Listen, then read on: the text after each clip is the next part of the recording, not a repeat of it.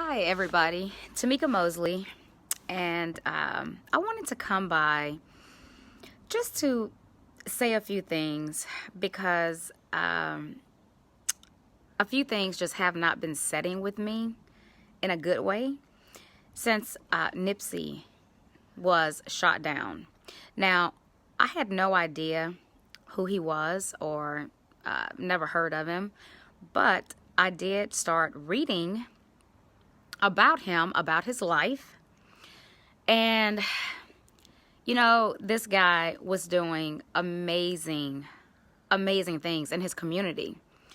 He had so many outlets for young kids and young people and the kids that's coming up in LA to kind of be a part of, to give them hope, to teach them about how to make something out of yourself, doing things in life. Just don't settle for anything, but that you can be somebody, that you can do things.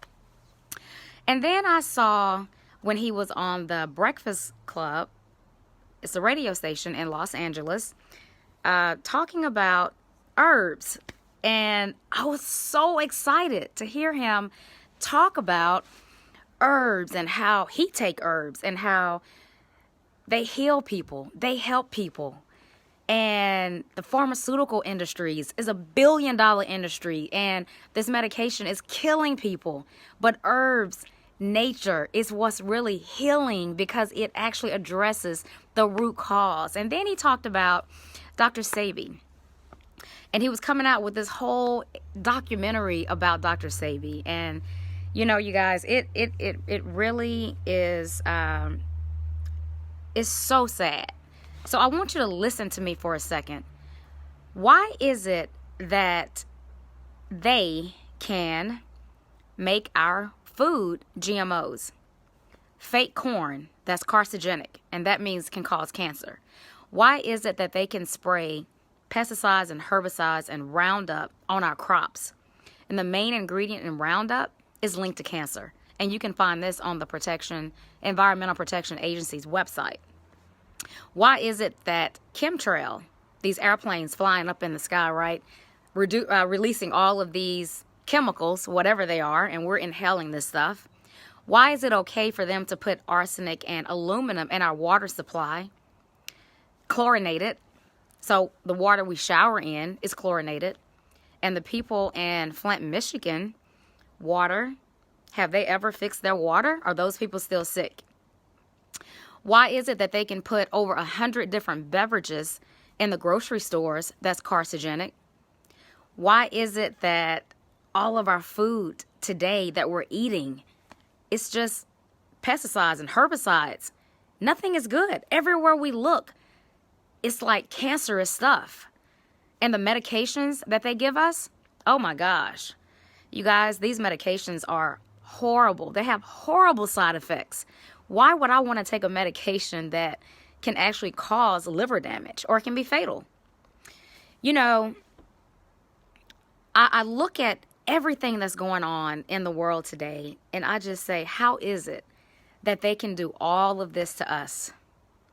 But the minute that we want to stand up and help our loved ones, the minute that we want to stand up and save our mother's life, our aunt, our cousin, a friend, or people, save their lives, and then if we want to speak about it, we can get killed.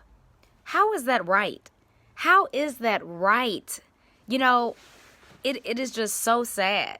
I'm not going to buy into the fact that, it was, I will always believe it was much more behind what happened to him than what the media is saying. But it's just sad when you have people out there working so hard to help people, and then we have to worry about what's going to happen to us. But I just wanted to come by today just to kind of make this statement because I just felt so compelled. And he even talked about, Dr. Sebi even talked about all the people that he helped, over the years. He would reach out to these big name people like Oprah Winfrey, and I don't know who else he named, but he would reach out to these people to get them knowledgeable, to get them to know what's going on, to get them to use their platform to spread this awareness. And do you know that he always would say that nobody wanted to even say anything? Nobody wanted to acknowledge what he was doing. None of the big people wanted to even take part in it. And it's just sad.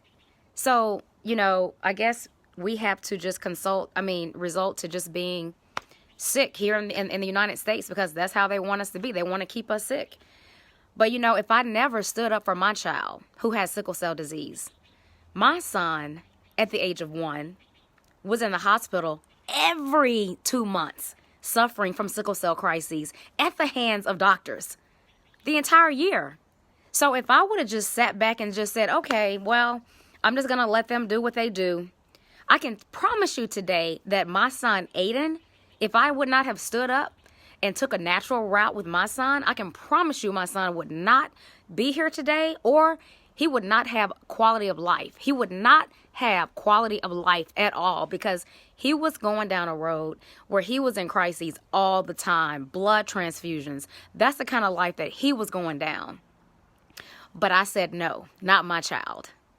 So you guys, today I just want to tell everybody, all we can do is to pray for one another, support one another, be there for one another, keep uplifting each other, and keep telling the truth. You know, that's all I can say. And I appreciate all the comments from everybody. You know, everybody's telling me, Tamika, be safe, be careful. And, you know, I have thought about that, but I've been doing this for 10 years now, and there's no stopping now. You know, this is all I know. All I know, this is my passion. My passion is to help people. It's to show people a better way. It's to educate people on God's medicine cabinet, you know, because we all want to be healthy, right? We don't want to be sick. Who wants to be sick? It's not fair. It's so not fair of what's going on today in the world. But we need to wake up. It's a consciousness. We need to wake up and understand what is happening and what is going on. So, I'll be going to Sacramento this weekend. I'll be speaking out there.